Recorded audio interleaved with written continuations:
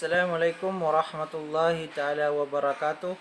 Good morning, good afternoon, good day to my students under LEA 2, which is Comparative Models and Policing. This subject is one of the sub-subject for major subject in criminology, which is law enforcement administration. So, in this subject, we are going to tackle about comparative police system, which is we are going to compare the similarities and the differences between policing system of different countries or nation to nation. So my subject is uh, every Tuesday afternoon to second year criminology Baloy base. So first and foremost, since this first meeting, we will be having our online class. I am Candidato Candi Mangandog. I am a police officer with the rank of police corporal. I've been teaching for 5 years and I am in the service for almost 7 years. So I am a graduate of Bachelor of Science in Criminology in the same institution where I am teaching now, the Khadija Muhammad Islamic Academy. I am also a registered criminologist. I also have my Napolcom Police Officer exam given at Pagadian City, dated 2018, and at the same time, or the same year, I also passed my Napolcom Senior Police Officer exam at Cagayan de Oro City. I am also a graduate of Master in Public Administration, one of the prestigious colleges in Marawi, the Lanao Central College and Corporation, this year. Okay, this subject is we are going to enhance your knowledge and skills by knowing or defining the duties and responsibilities, which is when you will become a future law enforcers. So you will be able to know how comparative models and policing be effective. So to start with,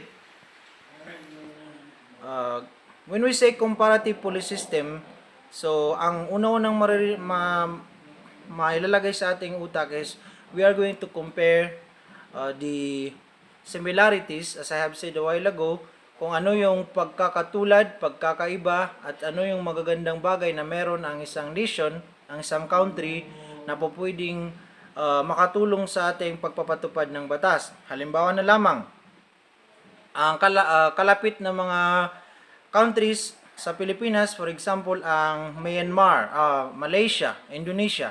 So, if in case there is a transnational crimes or transnational crimes, so madali na lamang nating mahuhuli yung mga taong gumagawa ng krimen, which is for example terrorism. So door to door, pupunta sila ng Malaysia, Pilipinas para makapag-impluwensya sa mga tao. So madali na lang natin silang mahuhuli because alam na natin kung paano sila sugpuin. So as it is defined, comparative police system is we compare our own police system with other models to be able to gain insights into how to deal with transnational or borderless crimes. So yung sabi ko sa inyo kanina, para malaman natin yung, when we say transnational, example nito is terrorism, drug trafficking, human trafficking, money laundering. So yan yung mga mabibigat na ginagawa ng mga kriminal. So best practices may be adopted from other police models in order to make policing in the Philippines more current and effective. So para mas maging effective ang ating policing sa Pilipinas, so kung ano yung magagandang katangian ng batas na pinapatupad halimbawa sa Myanmar, sa Malaysia, sa Indonesia is pwede nating i-adapt at it take into effect. So we have comparative. So kapag narinig natin ng comparative, denotes the degree or grade by which a person, thing, or other entity has a property or quality greater or less in extent than that of another. So comparison. titingnan natin kung ang isang tao is maganda, mas maganda yung kanyang suggestion, mas maganda yung kanyang mga ideology, theories, o kaya yung isang bagay, mas maganda, mas mabigat kaysa doon sa isa, o ang isang entity, ang isang corporation for example, ang isang organization, halimbawa ng Philippine National Police, so i-compare natin sa police ng Malaysia, so kung ano yung pagkakaiba at pagkakatulad. We have law enforcement. Every nation has its own law enforcement agency called the police. So lahat ng lahat ng nation, lahat ng state is merong police na pinagtibay ng batas. Okay, the police symbolize the presence of a civil body politics in everyday life because sila yung nagsisecure, nagpo-prevent ng nagsisecure sa mga tao, nagpo-prevent na magkaroon ng isang krimen sa isang lugar. They symbolize the capacity of the state to intervene and the concern of the state for the affairs of the citizenry. Bakit? Because in order to a country, to a nation to be well equipped with resources na makipagtunggali halimbawa sa economic trade, sa anumang bagay, so dapat mayroon tayong batas na ipinapatupad. And yan yung sinasabi nating kalimitan sa lahat ng ginagawa ng citizens is nandyan ang police. So we have police. So what is the difference between law enforcement and police? So take note that law enforcement is napakalawak niya. It is generalized. Pag sinabi natin law enforcement, includes all law enforcement agencies. For example, mayroon tayong NBI, mayroon tayong BFP, mayroon tayong BGMP, mayroon tayong PADPA, mayroon tayong security agencies, pati ang ating mga BPAT is kasali sa law enforcement agencies. Pero magkakaiba nga lang sila ng mga line of works na ginagawa. So, ang police is doon na nag-evolve si Philippine National Police sa atin. Police typically are responsible for maintaining public order and safety. So, yan yung trabaho ng ating kapulisan, mag-maintain ng public order and safety para matiwasay yung pamumuhay ng ating mamamayan. Enforcing the law, pagpapatupad ng batas, and pagpo-prevent a mere presence, omnipresence, police visibility ng isang police sa isang lugar is consider prevention na yon. Bakit? Dahil halimbawa si Mr. Juan nakatayo sa isang lugar kung saan kalimitan nangyayari ang isang krimen, so by the time na nandun siya, present siya doon, so pupwede nating ma-prevent yung gagawa ng krimen for that day. So yun ang sinasabi nating prevention.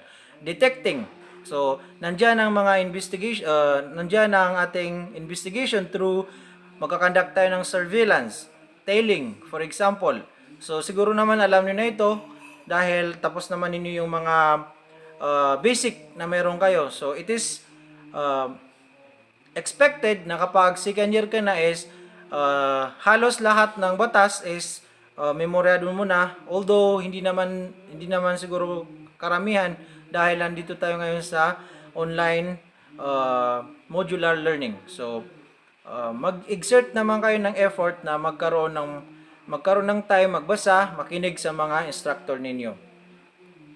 So an investigating criminal activities. So of course, if there is a crime, there is a intent, mayroong mga nangyayari dyan, so kailangan mag-conduct ng investigation. Characteristics common to most police forces include a quasi-military organization. When we say quasi-military organization is that the police service has been enforcing discipline to its members. Halimbawa, mayroong mga war, mayroong mga gulo dyan, nakikipagbarilan sila. Halimbawa, if necessary, halimbawa ng Mauti. So, quasi-military organization.